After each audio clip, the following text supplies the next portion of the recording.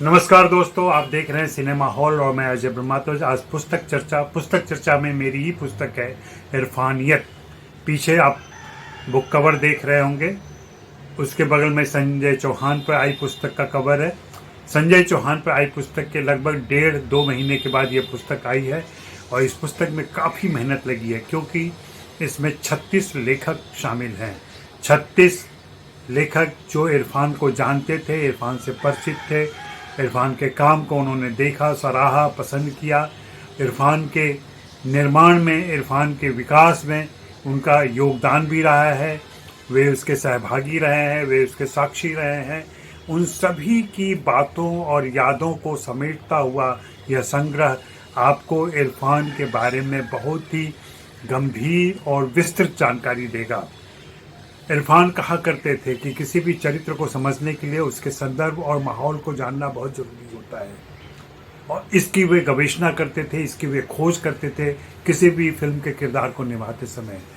इरफान को अगर एक किरदार माने तो उनके मर्म को समझने के लिए आपको यह पुस्तक देखनी चाहिए। यहाँ वे संदर्भ भी हैं, यहाँ वह माहौल भी है जहाँ इरफान जैसे कलाकार पैदा होते हैं।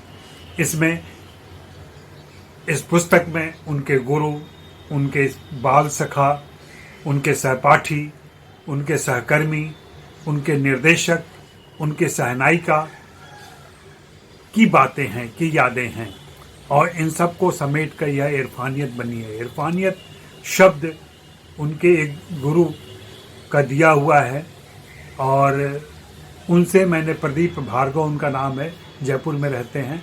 प्रदीप जी ने ही पिछली बार एक चर्चा के दौरान इस शब्द का इस्तेमाल किया था और कहा था इरफान के विशेषताओं को समझने के लिए इरफानियत को जानना बहुत ज़रूरी है।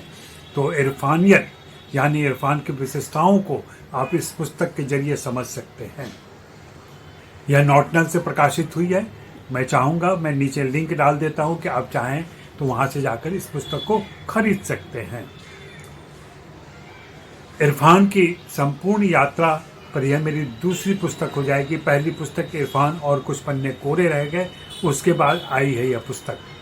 इन दोनों पुस्तकों में मैंने इरफान के व्यक्तित्व को समेटने की पूरी कोशिश की है। हालांकि अभी भी बहुत कुछ छूटा हुआ है, और अगर आपका सहयोग मिलता रहा, आपकी तरफ से सही समर्थन मिला, तो फिर अगले साल एक पुस्तक लेकर मैं आऊँगा। तब तक हैप्पी रीडिंग, इसे पढ़ते रहिए और अपनी टिप्पणी जरूर दीजिए। शुक्रिया, मेहरबानी, धन्यवाद।